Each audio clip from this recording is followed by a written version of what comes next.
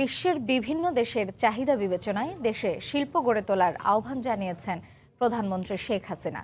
জাতীয় এসএমই পণ্য মেলার উদ্বোধন অনুষ্ঠানে গণভবন থেকে ভার্চুয়ালি অংশ নিয়ে সরকার প্রধান যুব সম্প্রদায়কে উদ্যোক্তা হওয়ার পরামর্শ দেন। আমরা লক্ষ্য হচ্ছে যে 2024 সালের মধ্যে জাতীয় আয়ে জিডিপি খাতে এসএমই খাতের অবদান বিদ্যমান হচ্ছে 25%, সেটা যেন 32% উন্নীত হয় সেই লক্ষ্যমাত্রা কিন্তু আমাদের এই নীতিমালায় আমরা নির্দিষ্ট করে দিয়েছি। কাজেই আমাদের সেইভাবেই উদ্যোক্তা সৃষ্টি করা দরকার এবং বিশেষ করে নারী উদ্যোক্তা। নারীরা একসময় একটু পিছিয়ে থাকতো এবং তাদের মাঝে খুব একটা উদ্যোক্তা ছিল না।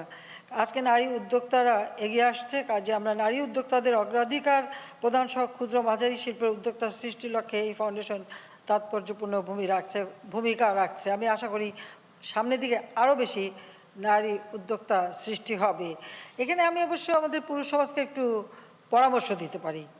আপনারাও ব্যবসা করেন, তা আপনাদের স্ত্রীর নামে যদি আপনারা এই এসএমই ফাউন্ডেশন থেকে ঋণ নিয়ে তাকেও একটু কাজ করার সুযোগ করে দেন, তাহলে সংসারের সাথে সাথে মেয়েরা কিন্তু সেই ধরনের শিল্পায়নও করতে পারবে, তাতে উদ্যোক্তাও সৃষ্টি হবে। সেই সুযোগটা অন্তত আপনারা দেবেন, সেখানে বাধা দিয়েন না। যে আমাদের নারী উদ্যোক্তারা যাতে বিশেষভাবে সুবিধা পায় সেদিকে একটু বিশেষভাবে দৃষ্টি দিতে হবে আপনাদের সকলকে। আমাদের আরেকটা জিনিস লক্ষ্য রাখতে হবে যে কোন এলাকায় কোন ধরনের পণ্য আমরা উৎপাদন করতে পারি বা এসএমই শিল্প আমরা তৈরি করতে পারি, যেটা আমি আগেই বলেছি। ফাউন্ডেশন এই বিষয়টা বিশেষভাবে দৃষ্টি দিতে পারে। অমিক্রন নিয়ে এবার আশ্বাসের কথা শোনালেন স্বাস্থ্যমন্ত্রী জাহিদ মালেক।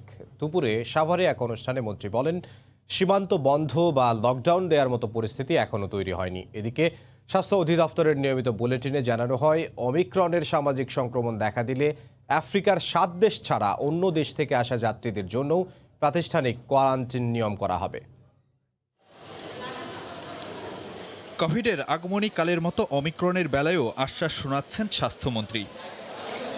করোনার নতুন এই ভ্যারিয়েন্ট প্রতিবেশী ভারত সহ এশিয়ার বেশ কয়েকটি দেশে ছড়িয়ে পড়লেও এখনও দেশে শনাক্তের তথ্য মেলেনি। এমন অবস্থায় রোববার দুপুরে সাভারে এক অনুষ্ঠানে স্বাস্থ্যমন্ত্রী জানান, সীমান্ত বন্ধ কিংবা দেশে লকডাউনের মতো পরিস্থিতি এখনও তৈরি হয়নি। তবে দেশে দেশে অমিক্রন বিস্তারের এই সময় প্রবাসীদের দেশে ফেরার ব্যাপারে নিরুৎসাহিত করেন মন্ত্রী। আমাদের এই মুহূর্তে বর্ডার বন্ধ করার কোনো পরিকল্পনা নাই। বর্ডারে আমরা পরীক্ষার ব্যবস্থা, আমাদের স্ক্রিনিংয়ের ব্যবস্থা, টেস্টের ব্যবস্থা, কোয়ারেন্টাইনের ব্যবস্থা আমরা জোরদার করেছি। যারা বিদেশ থেকে আসবেন তাদেরও দায়িত্ব রয়েছে, তারা জানি সংক্রমিত হয়ে দেশে না আসেন। এদিকে 40টির মতো দেশে অমিক্রন ছড়ালেও প্রাতিষ্ঠানিক কোয়ারেন্টাইনে পাঠানো হচ্ছে কেবল দক্ষিণ আফ্রিকার 7 দেশ থেকে আসা যাত্রীদের। স্বাস্থ্য অধিদপ্তরের নিয়মিত বুলেটিনে বিষয়টি নিয়ে প্রশ্ন করা হলে অধিদপ্তরের মুখপাত্র বলেন, অমিক্রনের সামাজিক সংক্রমণ হলে অন্য দেশ থেকে আসা যাত্রীদের বেলায়ও প্রাতিষ্ঠানিক কোয়ারেন্টাইনের বিধান করা হবে। কমিউনিটি ট্রান্সমিশন আর ইম্পোর্টেড কেস কিন্তু এক নয়। ইউরোপে যেটি হয়েছে ইম্পোর্টেড কেস, ইউরোপের পরিস্থিতির দিকে আমরা গভীর মনোযোগ রেখেছি। সেখানে যদি কমিউনিটি ট্রান্সমিশন ঘটে তাহলে বাংলাদেশের 17 কোটি মানুষের জীবন জীবিকাকে নিশ্চিত করতে প্রয়োজনীয় জনস্বাস্থ্য এবং জনস্বার্থ রক্ষা করবার যে সিদ্ধান্ত, সেইটি নিতে স্বাস্থ্য অধিদপ্তর কখনোই কুণ্ঠা করবে না। অমিক্রন নিয়ে আতঙ্কিত না হয়ে সচেতনতার উপর জোর দিয়েছে স্বাস্থ্য অধিদপ্তর। ফারুক ভূঁইয়া, রবিন, সময় সংবাদ, ঢাকা। ঘূর্ণিঝড় জাওয়াদের প্রভাবে ঢাকা সহ দেশের উপকূলীয় এলাকায় গুঁড়ি গুঁড়ি বৃষ্টি হচ্ছে। সড়কেও অন্য দিনের চেয়ে বেশি যানজটে বিপাকে পড়েছেন কর্মজীবী মানুষ। আবহাওয়া অফিস বলছে, আগামীকাল পর্যন্ত বৃষ্টি অব্যাহত থাকবে। ঘূর্ণিঝড় জাওয়াদ দুর্বল হয়ে নিম্নচাপে রূপ নিলেও বৈরী আবহাওয়ার কবলে পড়েছে দেশ। রোববার দিনভর দেশের বিভিন্ন স্থানে গুঁড়ি গুঁড়ি বৃষ্টি হয়, দেখা মেলেনি সূর্যের। রাজধানীতে থেমে থেমে বৃষ্টির পাশাপাশি বয়ে যায় হিমেল হাওয়া, এতে কর্মব্যস্ত মানুষ পড়েন বিপাকে। ঠান্ডাটা বেশি লাগতেছে, তো এখন বাসায় যেতে পারছি না। আমাদের বয়ে রয়েছি, প্যাসেঞ্জার নাই, বৃষ্টি এলে তো আমাদের খ্যাপ কম, আমরা খাবো কি? বৃষ্টির মধ্যে সড়কে দীর্ঘ যানজটে ভোগান্তিতে পড়েন বাইরে বের হওয়া মানুষ। এক্সাম ছিল, এক্সাম থেকে বের হয়ে এখন পুরাই ভিজে ভিজে অবস্থা, পুরাই খারাপ। গাড়ি ঘোড়া কম, তারপরেও যা আসতেছে অনেক মানুষের ছাতা নাই। এদিকে বৈরী আবহাওয়ার কারণে সাগর কিছুটা উত্তাল থাকায় সব ধরনের মাছ ধরার ট্রলারকে নিরাপদ আশ্রয়ে থাকার নির্দেশনা দিয়েছে আবহাওয়া বিভাগ। গভীর নিম্নচাপ এখন আছে, ওটা উত্তর উত্তর পূর্ব দিকে অগ্রসর হয়ে আরও দুর্বল হয়ে নিম্নচাপে রূপ নিতে পারে, যা ওদের প্রভাবে আজকে এবং আগামী দিন বৃষ্টিপাত হবে, হালকা থেকে মাঝারি ধরনের বৃষ্টিপাত হবে। পরবর্তী নির্দেশনার আগ পর্যন্ত দেশের সমুদ্র বন্দরগুলোকে ৩ নম্বর সতর্কতা সংকেত দেখিয়ে যেতে বলা হয়েছে। ধ্রুব ব্যানার্জি, সময় সংবাদ, ঢাকা। এদিকে বৈরী আবহাওয়ার কারণে টেকনাফ সেন্ট মার্টিন নৌ রুটে পর্যটকবাহী জাহাজ চলাচল বন্ধ রয়েছে। এ কারণে সেন্ট মার্টিনে আটকা পড়েছেন অন্তত ১,০০০ পর্যটক। সবাই নিরাপদে আছেন জানিয়ে প্রশাসন বলছে, আবহাওয়া স্বাভাবিক হলেই তাদের টেকনাফ পাঠানো হবে। ঘূর্ণিঝড় জাওয়াদের প্রভাবে গভীর নিম্নচাপের কারণে উত্তাল বঙ্গোপসাগর। এ কারণে বন্ধ রয়েছে টেকনাফ সেন্ট মার্টিন রুটে সব ধরনের নৌযান চলাচল। প্রবাল দ্বীপে আটকা পড়েছেন ১,০০০-এর বেশি পর্যটক। সময় মতো ফিরতে না পেরে বিপাকে পড়েছেন তারা। আমরা যদি এভাবে একদিন ২ দিন ৩ দিন আটকা পড়ে থাকি তাহলে তো এটা আমাদের জন্য অনেক সমস্যা। কারণ শিপ যত তাড়াতাড়ি চালু করে দেয় তত তাড়াতাড়ি আমরা বাড়িতে পৌঁছাতে পারবো, সেটাই আসলে আমাদের চাওয়া। আমি আশাবাদী আগামীকাল থেকে আসবে, আমরা চলে যেতে পারবো। আমাদের যেন টেকনাফ পর্যন্ত আপনার নিরাপদে সুস্থ স্বাভাবিকভাবে পৌঁছে দেওয়ার ব্যবস্থা করা হবে। ট্যুরিস্ট পুলিশ জানায় পর্যটকরা নিরাপদেই আছেন, আবহাওয়া স্বাভাবিক হলেই তাদের টেকনাফে পৌঁছে দেওয়া হবে। প্রত্যেকটা রিসোর্টে যাচ্ছি, টুরিস্টদের সাথে কথা বলছি, যদি কারো কোনো সমস্যা হয় যেটুকু সম্ভব আমরা আমাদের সাধ্য চেষ্টা করছি যে আবহাওয়া ভালো হলে তারা যেন নিরাপদে যেতে পারে তার ব্যবস্থা করব। বৈরী আবহাওয়ার কারণে শনিবার রাতে জাহাজ চলাচল বন্ধের ঘোষণা দেয় প্রশাসন। সময় সংবাদ, কক্সবাজার। যুগের পর যুগ ধরে প্রশাসনের আশ্বাস আর জনপ্রতিনিধিদের চেষ্টার পরও আটকে আছে ময়মনসিংহের খড়িয়া নদীর উপর প্রস্তাবিত সেতু প্রকল্প। সেতু না থাকায় বাঁশের সাঁকো দিয়েই প্রতিদিন নদী পার হচ্ছে ৪ গ্রামের হাজার হাজার মানুষ। অবশ্য দ্রুত সেতু নির্মাণে কার্যকর পদক্ষেপ নেওয়ার আশ্বাস দিয়েছে উপজেলা প্রশাসন। হোসেন আলীর তোলা ছবিতে সাদিকুর রহমানের রিপোর্ট। কয়েক দশক ধরে নিজেদের টাকায় নির্মিত এই বাঁশের সাঁকো দিয়ে নদী পারাপার হচ্ছে গুপ্তেরগাঁও, মাহমুদপুর, ছোট সুনই ও ঘাগলি গ্রামের প্রায় ২০,০০০ মানুষ। সবজি চাষ নির্ভর এই এলাকার কৃষিপণ্য পরিবহনে সাঁকো থেকে পড়ে আবার কখনো ভেঙে প্রায়ই ঘটে দুর্ঘটনা। কিছুদিন পরে পরে ওই বাঁশ দিয়ে এরকম বাঁধ দিতে হয়, আবার এদিক দিয়ে আসতে হয়, অনেক সময় ভাঙিয়ে সিরা পুড়ে যায়। ২০ টাকা টাকা 40 টাকা মন দিই, হ্যার পরেও শেষে গাড়ি হিন্দা আয় না। রাত ১২টা বাজে ব্রিজ ভাঙ্গে পড়েছি মাল লই হাইরা। ক্ষুব্ধ গ্রামবাসী ও জনপ্রতিনিধির অভিযোগ, বহুবার চেষ্টা করা হলেও অজানা কারণে আটকে আছে সেতু নির্মাণ প্রকল্প। কিছুদিন পর পর আমরা গ্রামবাসী টাকা তুলিয়া এটা মেরামত করি, আমরা এটা স্থায়ী সমাধান চাই। বাঁশের সাঁকো দিয়ে আমাদের যাতায়াত করা অনেক কষ্ট, বাচ্চা কাচ্চারাও যাতায়াত করা অনেক কষ্ট। নেতারা তো এটি হিরাছে না, যদি দেখতো তাহলে আমরা সাধারণ পাবলিকের কান্দা মরণ লাগতো। 5 বছর ধরে জানি খালি হবে হবে বলতেছে, আজকে না কালকে হয়ে যাবে। অবশ্য খড়িয়া নদীর উপর সেতু নির্মাণ প্রকল্পটি গুরুত্বের সাথে বিবেচনা করা হচ্ছে বলে আশ্বাস দেন উপজেলা নির্বাহী কর্মকর্তা। প্রকৌশলীর সাথে এই বিষয়ে কথা বলেছি এবং তাকে বলেছি যে এখানে ব্রিজের যে প্রস্তাব সেটি যেন প্রেরণ করা হয় এবং তিনি যথাযথ পদক্ষেপ গ্রহণ করবেন বলে আমাকে আশ্বস্ত করেছেন। খড়িয়া নদীর উপর সেতু তৈরি হলে কৃষিপণ্য পরিবহনে সুবিধা পাবে এলাকার কয়েকশো সবজি চাষি। সাদিকুর রহমান, সময় সংবাদ, ময়মনসিংহ। গাজীপুর সড়কের শিববাড়ি থেকে এয়ারপোর্ট অংশের কাজ প্রায় ৭০% শেষ হয়েছে। আর ফেব্রুয়ারি নাগাদ নতুন টঙ্গী ব্রিজের একাংশ খুলে দিলে এই পথে আর ভোগান্তি থাকবে না বলে জানিয়েছে বিআরটি কর্তৃপক্ষ। প্রকল্পের পুরো কাজ শেষ হতে লাগবে আরও প্রায় ১ বছর। সাইফুল ইসলামের ক্যামেরায় রাশেদ লিমনের রিপোর্ট।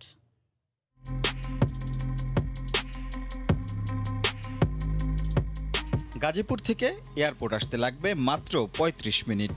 নির্দিষ্ট স্টপেজ ছাড়া থামবে না কোথাও। প্রতিটি সিগন্যাল কিংবা ক্রসিংয়ে থাকবে এলিভেটেড সড়ক। বাস, মিনিবাস ও অন্য মোটরযানের জন্য দুপাশে থাকবে আরও ৪টি করে লেন। ফুটপাতের পাশাপাশি রিক্সা ভ্যানের জন্য থাকবে আলাদা লেন। এমন গল্প শুনতে বেশ, কিন্তু দীর্ঘদিনেও যখন শেষ হয় না প্রকল্পের কাজ, যানজটে ঘন্টার পর ঘন্টা বাসে হাঁপিয়ে ওঠে প্রাণ, তখন পথের মানুষের ক্লান্তি কে দেখে? সংশ্লিষ্টরা বলছেন, দ্রুত কাজ শেষ করতে দিনরাত এক করেই চলছে কাজ। শিববাড়ি থেকে এয়ারপোর্ট পর্যন্ত ২০.৫ কিলোমিটারের মধ্যে প্রথম ধাপে ১৬ কিলোমিটারের আরএসডি অংশের কাজ এগিয়েছে অনেক। এই অংশের অগ্রগতি প্রায় ৭০%। তবে টঙ্গী এলাকার ৪.৫ কিলোমিটার কাজ খানিকটা পিছিয়ে। ভেহিকেলের জন্যই এখন অ্যাভারেজে 10 লেন অ্যাভেলেবল হবে, সেক্ষেত্রে আমাদের 2.5 গুণ বেড়ে যাচ্ছে, তারপরে বিআরটির কারণে যে স্পিডটা বেড়ে যাবে, কনজেশন নামক শব্দটা আর কি নর্মাল সিচুয়েশনে থাকবে না। এখন আমরা একটা টেক আপ স্টেজ এসে গেছি, এই মাস কোনো একটা কম্পোনেন্টে 70% টাচ করব। প্রকল্প পরিচালক বলছেন ফেব্রুয়ারিতেই খুলে দেওয়া হবে নতুন টঙ্গী ব্রিজের এক অংশ, আর পিছিয়ে থাকা টঙ্গী এলাকার কাজের গতি বাড়লেই জুনের মধ্যেই এই পথে চলাচলে আর বাধা থাকবে না। আমাদের ঊর্ধ্বতন কর্তৃপক্ষ একেবারে ডেলিভারেটলি বলে দিচ্ছে, যদি উপরের কাজটা কোথাও কোথাও কোনো কারণে চ্যালেঞ্জ থাকে, সেটা যদি ওইভাবে নাও আগায়, কিন্তু রোডটা যেন ফিনিশ হয়ে যায়। সো আমরা ওখানেই কনসেন্ট্রেশন আমাদের এখন, আমরা রোডটা তৈরি করে ফেলবো অ্যাট গ্রেডের, গাজীপুর চৌরাস্তা থেকে এয়ারপোর্ট পর্যন্ত এই 10 লেনের যে রোড, এই road should be complete before this dry season. লক্ষ্যমাত্রা অর্জনে চীনা ঠিকাদার প্রতিষ্ঠানকে স্থানীয়ভাবে সহায়তা করা হবে বলেও জানায় কর্তৃপক্ষ। উত্তরা থেকে টঙ্গী কলেজ গেট এই কয়েক কিলোমিটার পথ পাড়ি দিতেই কী পরিমাণ দুর্ভোগ পোহাতে হয় তা কেবল ভুক্তভোগীরাই জানে। তবে এই বিআরটি প্রকল্প এবার তাদের কাজে গতি এনেছে এবং আসছে বছরেই এই প্রকল্প আলোর মুখ দেখবে, এমনটাই এখন দাবি করছেন কর্তৃপক্ষ। রাশেদ লিমন, সময় সংবাদ, ঢাকা। দেশের প্রথম নদীকেন্দ্রিক সবচেয়ে বড় মেগা প্রকল্পের বেসরকারি পর্যটন শিল্প স্থাপিত হতে যাচ্ছে চাঁদপুরে। ইতিমধ্যে শুরু হয়েছে প্রাথমিক সমীক্ষার কাজ। জাপানের অর্থায়নে ৬,০০০ কোটি টাকার বিনিয়োগে হবে এই প্রকল্প। আন্তর্জাতিক মানের পর্যটন কেন্দ্রটি চালু হলে উন্নয়নের চিত্রে যোগ হবে নতুন ধারা। ফারুক আহমেদের তথ্য এবং নাইমুল ইসলাম নীরবের ছবিতে রিপোর্ট।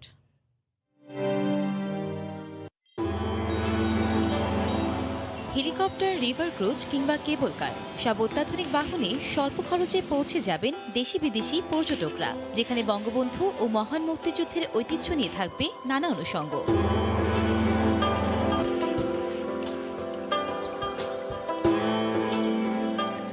দেশে প্রথম এমন আন্তর্জাতিক মানের পর্যটন শিল্প স্থাপিত হতে যাচ্ছে চাঁদপুরে। শহরের খুব কাছে, যেখানে পদ্মা ও মেঘনা নদী একসঙ্গে মিলিত হয়েছে, সেখানে নদীর তীরে বিশাল চরে প্রায় ৬০০ একর এলাকা জুড়ে জায়গা নির্ধারণ করা হয়েছে, যেখানে একসঙ্গে ২০,০০০ পর্যটক রাত্রিযাপন করার মতো অবকাঠামো সহ অন্যান্য সুযোগ সুবিধা থাকবে। ইতিমধ্যে শুরু হয়েছে প্রকল্প বাস্তবায়নে সমীক্ষার কাজ। আমরা কিছু পরীক্ষা নিরীক্ষা করতে হবে। এমনি আমরা দেখলাম, আমরা হিস্ট্রি বলতেছে ভালো, যেটা অনেকদিন আছে, বাট তারপর আমরা কনফিডেন্টলি বলতে পারবো যে আরও থাকবে, সম্ভাবনা বেশি বলতে পারি। আমরা এটাকে একটা ওয়ার্ল্ড ওয়াইড মডেল পর্যটন হিসাবে তুলে ধরতে পারবো ইনশাল্লাহ, এবং আমার বিশ্বাস এই পর্যটন থেকে আমরা প্রচুর বৈদেশিক মুদ্রা অর্জন করতে পারবো। জাপানের অর্থায়নে চাঁদপুরে আন্তর্জাতিক মানের পর্যটন কেন্দ্র নির্মাণের খবরে উচ্ছ্বসিত সাধারণ মানুষ সহ বিশিষ্টজনেরা। চাঁদপুরবাসী এই জিনিসটার জন্য অনেক খুশি। এই পর্যটনকে ঘিরে এইখানে যে একটা বেকার সমস্যার একটা বিশাল একটা সমাধান হবে। চিত্তবিনোদনের মাধ্যমে আমরা যে আমাদের যে খারাপ যে ওইগুলিতে আমরা যাওয়ার সুযোগ থাকে, সেগুলিতে কিন্তু আমরা এখানে দূর করতে পারি। খুব স্বল্প খরচে অনেক বেশি বিনোদনের এক অপার সম্ভাবনার সুযোগ রয়েছে। এখানে যদি এই পর্যটন শিল্পের বিকাশটি করা যায়, অর্থনীতির ক্ষেত্রে চাঁদপুর হবে একটি রোল মডেল। আমরা বিশ্বাস করি যে এটি এমন একটা প্রকল্প হবে যেটি বিনিয়োগকারীদের জন্য খুবই লাভজনক হবে এবং আমাদের চাঁদপুরের জন্য এটি একটা খুব বড় সংযোজন।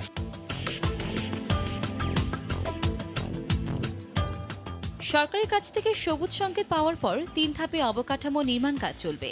এরই মধ্যে পর্যটন শিল্পে দক্ষ জনশক্তি গড়ে তুলতে উদ্যোক্তা প্রতিষ্ঠান প্রতি বছর ২,০০০ কর্মীকে প্রশিক্ষণ দেবে। সময় সংবাদ, চাঁদপুর। ১৫০ বছরের কালের সাক্ষী ঢাকার দক্ষিণ কেরানীগঞ্জের দোলেশ্বর হানাফিয়া জামে মসজিদ। এ নিয়ে রিপোর্ট থাকছে সংবাদের শেষাংশে। অতি সংক্রমণশীল ও ভয়ঙ্কর ওমিক্রন মোকাবেলায় প্রস্তুত বন্দরনগরী চট্টগ্রাম। আফ্রিকান ভ্যারিয়েন্ট ঠেকাতে বিমানবন্দর ও চট্টগ্রাম বন্দরে জারি করা হয়েছে সতর্কতা। প্রস্তুত রাখা হয়েছে কোভিড ডেডিকেটেড হাসপাতালগুলো। আফ্রিকা সহ ৭টি দেশ থেকে আসলে বাধ্যতামূলক থাকতে হবে ১৪ দিনের কোয়ারেন্টাইনে। নুরজামাল আতিকের ক্যামেরায় শফিকুল আলমের প্রতিবেদন। ওমিক্রন আতঙ্কে কাঁপছে আবার বিশ্ব। পাশের দেশ ভারতে অতি সংক্রমণশীল আফ্রিকান এই ধরন পাওয়ায় নড়েচড়ে বসে দেশের স্বাস্থ্য বিভাগ। ইতিমধ্যে আফ্রিকা থেকে চট্টগ্রামে আসা ৫ জনকে রাখা হয়েছে হোম কোয়ারেন্টাইনে। এ অবস্থায় ভয়াবহ এই ভেরিয়েন্ট ঠেকাতে চট্টগ্রাম বন্দর ও বিমানবন্দর সহ সকল প্রবেশ মুখে সতর্কবার্তা দিয়ে রেখেছে স্বাস্থ্য বিভাগ। যে সমস্ত দেশে ওমিক্রন চোখ রাঙাচ্ছে অথবা সেখানে সংক্রমিত হয়েছে, সেই দেশের নাগরিক কিংবা আমাদের দেশের নাগরিক ওই দেশে থাকেন, তারা যেন আমাদের দেশে আসলে ন্যূনতম 14 দিন কোয়ারেন্টাইন বাধ্যতামূলকভাবে পালন করেন। এদিকে করোনা শনাক্তের হার শূন্যে ঠেকায় গুটিয়ে আনা হয়েছিল ওয়ার্ডের কার্যক্রম। তবে ফের মাথাছাড়া দিয়ে উঠছে ওমিক্রন প্রতিরোধে চট্টগ্রামে কোভিড ডেডিকেটেড হাসপাতালগুলোতে শুরু হয়েছে নার্স ও চিকিৎসকদের অগ্রিম প্রস্তুতি। চলছে শয্যা ও যন্ত্রপাতি বসানোর কাজও। চিকিৎসক, আমাদের নার্সেস কর্মকর্তাবৃন্দ, অন্যান্য যে কর্মচারী, আমাদের নিরাপদ পরিষ্কার পরিচ্ছন্নতা কর্ম থেকে আয়া ওয়ার্ড বা সবাইকে আমরা ব্যাচভিত্তিক প্রশিক্ষণ ইতিমধ্যে শেষ করে ফেলেছি। এই ভাইরাসটা নিয়ে আসলে আতঙ্কগ্রস্ত হওয়ার কিছু নাই, কিন্তু সতর্কতা জরুরি। 14 দিনের কোয়ারেন্টাইনের নির্দেশের পাশাপাশি প্রস্তুত রাখা হয়েছে বহু আবাসিক হোটেলও। হোটেলগুলো প্রস্তুত রাখা হয়েছে, যদি আসে ওনাদেরকে ডিরেক্ট ওখানে রাখা হবে, ওনাদের নিজেদের খরচ ওনারা নিজেরা থাকবেন। 14 দিন ওখানে থাকাকালীন সময় 7 দিনের মাথায় একবার, 14 দিনের মাথায় একবার আরটিপিসিআর করা হবে। গত 24 নভেম্বর প্রথম ওমিক্রন শনাক্ত হয় দক্ষিণ আফ্রিকায়। এখন পর্যন্ত 40টি দেশে ছড়িয়েছে এই বিপজ্জনক ভেরিয়েন্ট।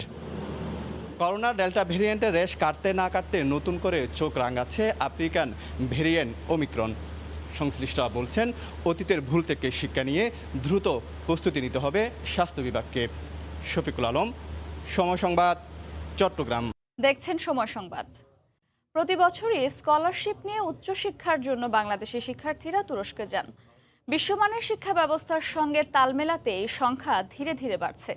তবে তুরস্কে পড়ালেখার সবচেয়ে বড় প্রতিবন্ধকতা তুর্কির ভাষা বলে জানান সেখানকার শিক্ষার্থীরা। তুরস্কের ইস্তাম্বুল থেকে ফিরে সানবির রুপলের রিপোর্ট।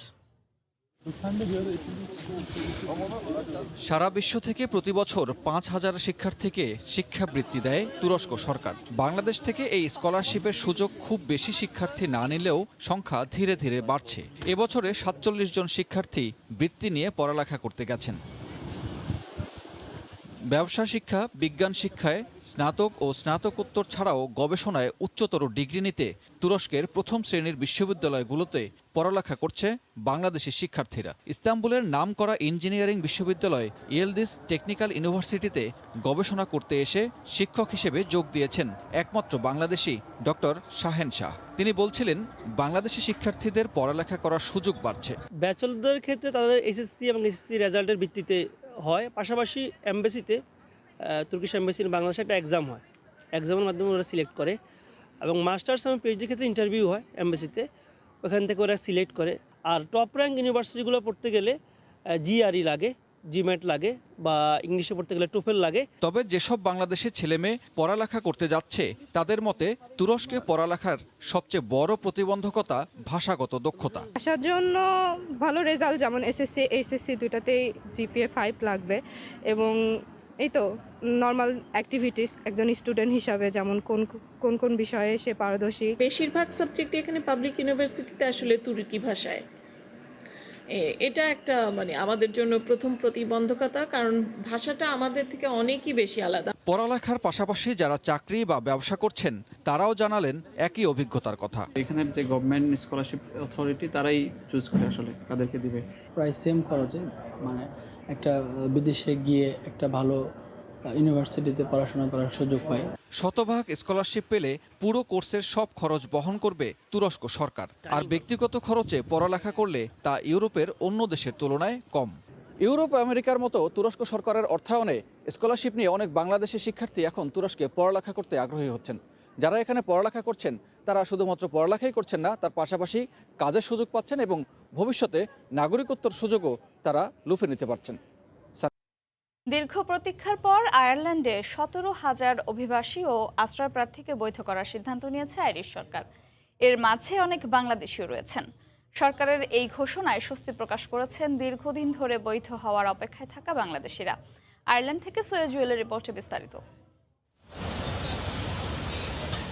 বাংলাদেশ সহ বিশ্বের বিভিন্ন দেশের অভিবাসী ও আশ্রয় প্রার্থীরা বছরের পর বছর অপেক্ষা ছিলেন এমন দিনের।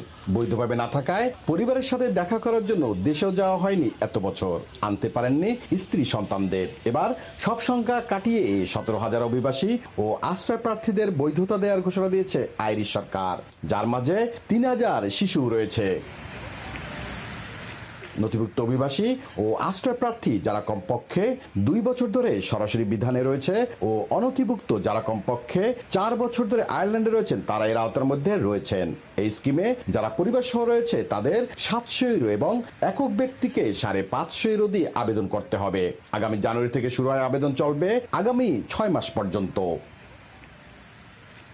দীর্ঘ অপেক্ষার পরে বৈধতা পাওয়ার খবরে স্বস্তি নেমে এসেছে বাংলাদেশিদের মাঝে। আমাদের অনেক অবৈধ বাংলাদেশিরাও এদেশে বৈধতা পাওয়ার সুযোগ পাবে এবং বাংলাদেশ থেকে ফ্যামিলি নিয়ে আসার সুযোগ পাবে, যে কারণে আমাদের বাংলাদেশ কমিউনিটি আরো শক্তিশালী হবে এবং আগামী দিনে আরো সুন্দরভাবে আমরা কমিউনিটি নিয়ে পথ চলতে পারবো। যারা ইনলিগাল আছেন তারাই একমাত্র বুঝতে পারবেন যে মানসিক চাপ কি জিনিস। হ্যাঁ, তো কেউ যদি কোনো কিছু বিষয় না বোঝেন আমাদের সাথে যোগাযোগ করবেন, আমরা চেষ্টা করব আপনাদের সাহায্য করার জন্য। আপনার প্রতিবেশী যে আছে তাকে সাহায্য করবেন, আপনি সব মিলে সবাইকে সাহায্য করবেন যেন এই কাজটা থেকে সবাই মুক্তি পায় এবং সবাই ফ্যামিলির কাছে ফিরে যেতে পারে। এদিকে এই ঘোষণায় অবৈধ যারা ছিলেন তাদের মাঝে মানসিক শান্তি ফিরে আসবে, পাশাপাশি আইরিশ অর্থনীতিতেও তারা গুরুত্বপূর্ণ ভূমিকা পালন করবে বলে জানিয়েছেন justice minister Helen McEntee. Syed Jewel, সময় সংবাদ, আয়ারল্যান্ড। 150 বছর ধরে কালের সাক্ষী হয়ে আছে ঢাকার দক্ষিণ কেরানীগঞ্জের দোলেশ্বর হানাফিয়া জামে মসজিদ। ঐতিহ্যবাহী এই মসজিদটি পেল জাতিসংঘের শিক্ষা ও সংস্কৃতি বিষয়ক সংস্থা বা ইউনেস্কোর স্বীকৃতি। অ্যাওয়ার্ড অফ মেরিট ক্যাটাগরিতে এবছর 6টি দেশের 9টি স্থাপনার স্বীকৃতিতে এই মসজিদ থাকায় আনন্দিত এলাকাবাসী। আল মামুনের ছবিতে এহসানুল হক শাওনের রিপোর্ট। দোলেশ্বর হানাফিয়া জামে মসজিদ শতাব্দী পেরিয়ে গেলেও ইতিহাস আর ঐতিহ্য ধারণ করে ঠায় দাঁড়িয়ে যুগের পর যুগ। 1868 সালে দক্ষিণ কেরানীগঞ্জে এর নির্মাণ কাজ শুরু করেন দারোগা আমিন উদ্দিন আহমদ, তাই এর পরিচিত ছিল দারোগা মসজিদ নামেও। বংশ পরম্পরায় মসজিদটি নির্মাণ ও সংস্কার কাজে নিয়োজিত ছিলেন খিদির বক্স ও কাদের বক্স নামে 2 ভাই এবং মইজুদ্দিনের পরিবার। আর কাদের বক্সের দহিত্র সাবেক সংসদ সদস্য অধ্যাপক হামিদুর রহমান 1968 সালে মিনার সহ মসজিদটির বর্ধিতাংশ নির্মাণ করেন। পরিবারের ঐতিহ্যের ধারাবাহিকতায় মূল অবকাঠামো অক্ষুণ্ণ রেখে মসজিদটির ব্যাপক সংস্কার করেন অধ্যাপক হামিদুর রহমানের ছেলে বর্তমান বিদ্যুৎ, জ্বালানি ও খনিজ সম্পদ প্রতিমন্ত্রী নসরুল হামিদ বিপু। তখন জনসংখ্যার বিবেচনায় মসজিদটি ছোট আকারে নির্মাণ করা হয়েছিল। মসজিদটির মাঝখানে রয়েছে 2টি গম্বুজ, চারপাশে রয়েছে 3 স্তর বিশিষ্ট 8টি মিনার, আর এর শীর্ষে রয়েছে ছোট গম্বুজ। এর বাইরেও বাকি 12টি খুঁটির উপরিভাগে রয়েছে কারুকাজ। মসজিদের ভেতরে রয়েছে 2টি মেহরাব। 150 বছরের পুরনো আদল ধরে রেখে নবাবী আমলের ঐতিহ্য বজায় রেখে সংস্কার কাজ করা হয়েছে। দেশের বিভিন্ন স্থান থেকে এটি দেখতে ছুটে আসেন পর্যটকরা। ছোটকালেতেই দেখতে থাকি, এটা আমাদের মনে করেন বিশ্ব ঐতিহ্যে যে পাইছে, এটার জন্য আমরা অনেক খুশি ব্যাপার, আনন্দের ব্যাপার। এবং দোলেশ্বর গ্রামের নামও মানুষ সারা বিশ্বে চিন্তাছে, দূরান্ত থেকে জনগণ আসতেছে, আইসা দেখতেছে। 1 ডিসেম্বর জাতিসংঘের শিক্ষা ও সংস্কৃতি বিষয়ক সংস্থা বা ইউনেস্কোর স্বীকৃতি পেয়েছে মুসলিম স্থাপত্যের অপূর্ব নিদর্শন হয়ে দাঁড়িয়ে থাকা পুরনো দোলেশ্বর হানাফিয়া জামে মসজিদ। আমাদের বিষয়টা ছিল যে এখানে কিভাবে আমরা পুরনোরকে খুব সিম্পলভাবে, খুব হাম্বলভাবে আমরা রাখতে পারি, নতুনকেও আমরা খুব হাম্বলভাবে তৈরি করতে পারি। তো আমি মনে করি যে আমাদের শহরকে গঠন করা উচিত সেভাবে। এশিয়া প্যাসিফিক অঞ্চল ফিজি থেকে শুরু করে কাজাখস্তান পর্যন্ত বিভিন্ন দেশের মধ্যে 6টি দেশের 9টি স্থাপনাকে Asia Pacific awards for culture heritage conservation পুরস্কার দেওয়া হয়। 150 বছর আগের বানানো এই মসজিদ এখন বিশ্ব ঐতিহ্যের অংশ। তবে দোলেশ্বর হানাফিয়া জামে মসজিদের মতো দেশের আনাচে কানাচে কালের সাক্ষী হয়ে আছে আরও কত শত নান্দনিক ও পুরাতাত্ত্বিক স্থাপনা। ঐতিহাসিক সেসব স্থাপনা যদি সরকারি উদ্যোগে সঠিকভাবে সংরক্ষণ করা যায় তাহলে দেশের ইতিহাস ঐতিহ্য যেমন সমৃদ্ধ হবে, তেমনি আন্তর্জাতিক পরিমণ্ডলেও সুখ্যাতি কুড়াবে বাংলাদেশ। কেরানীগঞ্জের দোলেশ্বর থেকে এহসানুল হক শাওন, সময় সংবাদ।